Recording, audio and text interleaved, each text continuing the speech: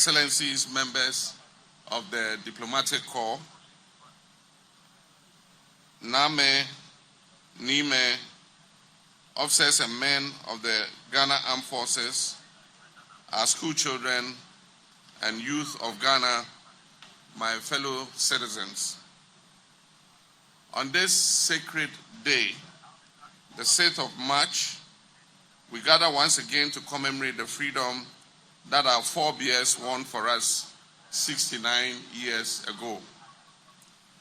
We stand here not just as witnesses to history, but as guardians of a legacy and architects of our shared destiny that are united under the red for our courage, the gold for our wealth, the green for our forest, and the black star that shines as a beacon of hope for Africa and the diaspora.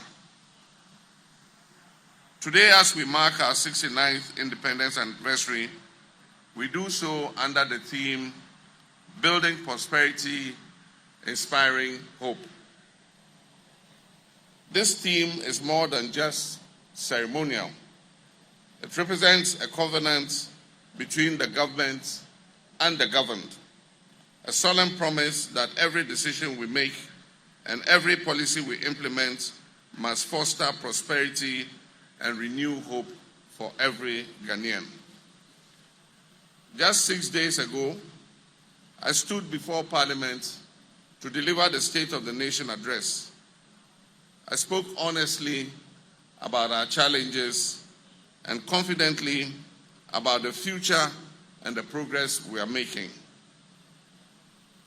But today, I speak not only to our Parliament, but to every Ghanaian, the farmer in the northern savannah, the trader in the Makola market, the teachers in our classrooms, the nurses in our hospitals and clinics, the young entrepreneur with a smartphone in his hand, and every Ghanaian, both at home and in the diaspora.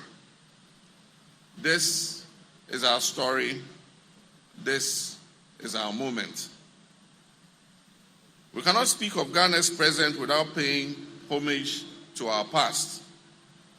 69 years ago, Osagyefo Dr. Kwame Nkrumah proclaimed to the world that at long last, the battle is ended, and that Ghana, our beloved country, is free forever. He also added that the independence of Ghana is meaningless unless it is linked up with the total liberation of the African continent. Nkrumah did not only grant us independence, he awakened within us a sense of consciousness and a continental purpose. Starting with the UGCC and eventually the CPP, along with the countless unsung heroes and patriots, they sparked a movement that altered the course of African history. Today, we honor the memory of Osagyefo Dr. Kwame Nkrumah and all others who have led this country after him. All of them have been a part of our history and have brought us to this moment in our lives. From Dr. Kofi Abrifabuzia to J.A. Ankara, Akwesi Afrifa, Ike Achampong, General Akufo, Jerry John Rawlings, John Ajekum Kufuor, John Evans Atta Mills, and Nana Addo Dankwa Akufo-Addo. Every administration, regardless of its political inclination, has played its part in building the nation we all proudly call Ghana. Our democracy has endured because we've learned to compete without destroying, to disagree without hatred, and to transfer power peacefully, which is evidence of the maturity and the wisdom of the Ghanaian people. Your Excellency, Prime Minister Terence Drew, your presence here today carries great significance for us. Your visit and our bilateral engagements represent more than just diplomacy. They signify a historic reconnection between Ghana and our brothers and sisters in the Caribbean, branches of the same ancestral tree. The dungeons of the Cape Coast and Elmina castles remind us of the dark chapters of history when millions of Africans were forcibly transported across the Middle Passage to the so-called New World. Yet from that tragedy arose the remarkable resilience, creativity, and cultural brilliance that continue to influence the world. Today, Ghana is working with partners across Africa and the diaspora to seek historical justice. Later this month, Ghana will submit a motion to the United Nations declaring slavery and the transatlantic slave trade the gravest crime against humanity.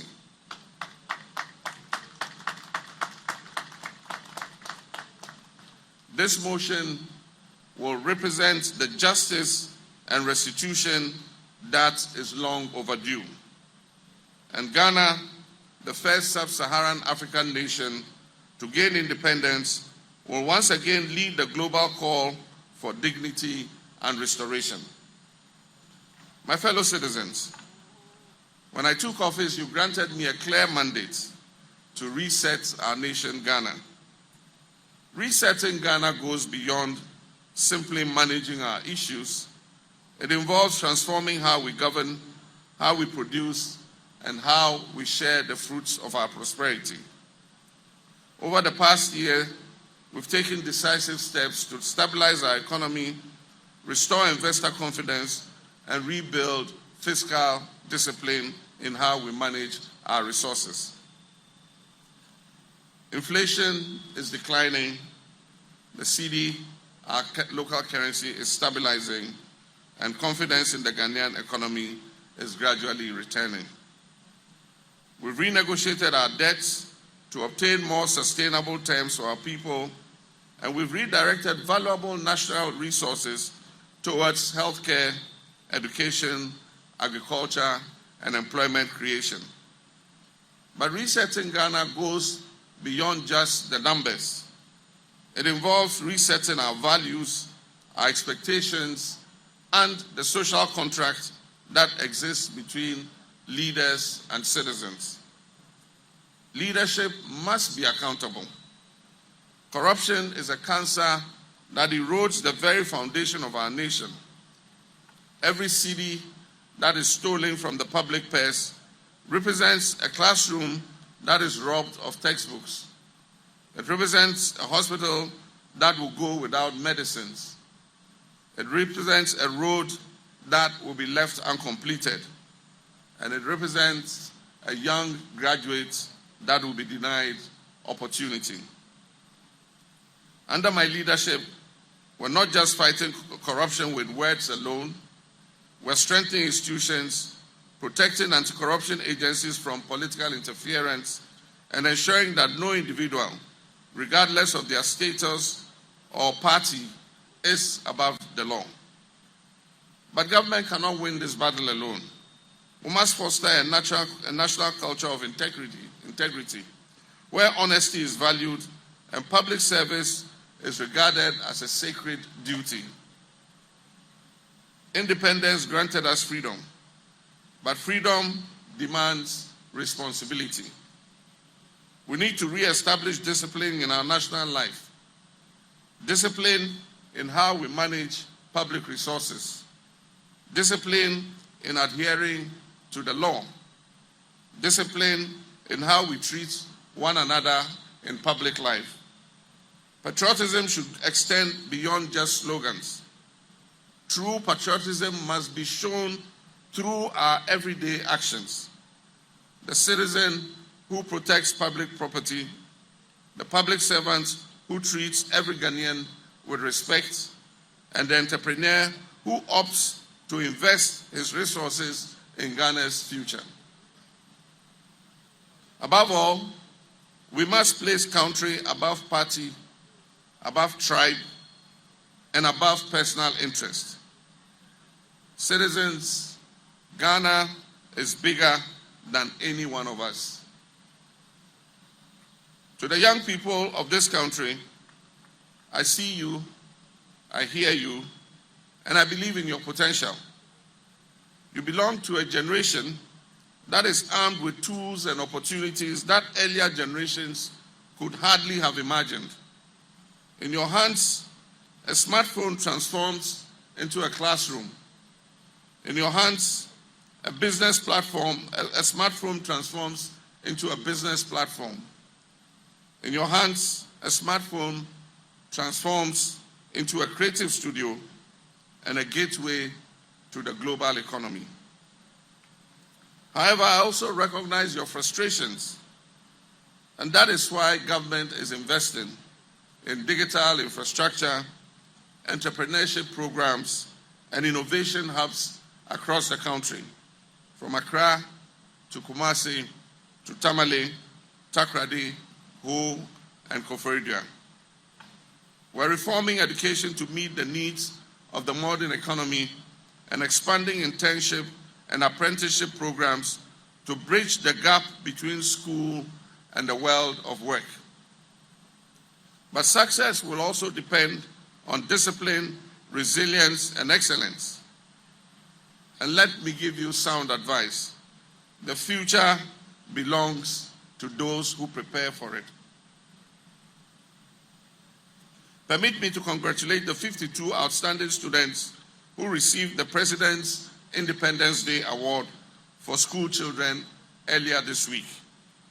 I also commend Keta Secondary Technical School for winning the 69th Independence Day quiz competition.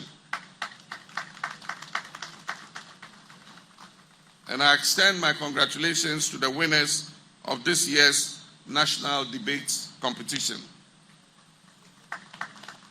All of you represent the promise of Ghana's future. My fellow countrymen and women, I'm pleased to announce that I have assented to the 24-Hour Economy Authority Bill, and it has now become law. This historic reform will boost Ghana's productivity. Businesses will be incentivized to run across multiple shifts. Factories will operate around the clock, and services will become more accessible to our citizens. 1,000 new jobs will be generated across various sectors, ranging from manufacturing and logistics to security and transportation. This initiative will enable us to optimize the use of our national infrastructure and establish Ghana as a competitive industrial hub. And this is how we will create prosperity. I'm also pleased to announce that we're in the final stages of setting up the Women's Development Bank. This work has been under the leadership of our hardworking Vice President, Jane Nana Opoku Agyeman. Our women entrepreneurs have historically been the backbone of Ghana's informal economy, and yet too many of them face barriers to affordable credit. This Women's Development Bank will provide accessible financing, mentorship, and business support that is tailored to women-led enterprises. When women succeed, families thrive and nations prosper. Women of Ghana, we are committed to investing so that you realize your full potential. Ghana's destiny is inseparable from Africa's destiny. Today, Africa is home to over 1.4 billion people and possesses the youngest workforce in the world. The African Continental Free Trade Area, which is based here in Accra, is one of the most ambitious economic integration projects in the history of the world. A unified market for African goods and services, a platform for African innovation, a foundation for Africa's economic sovereignty.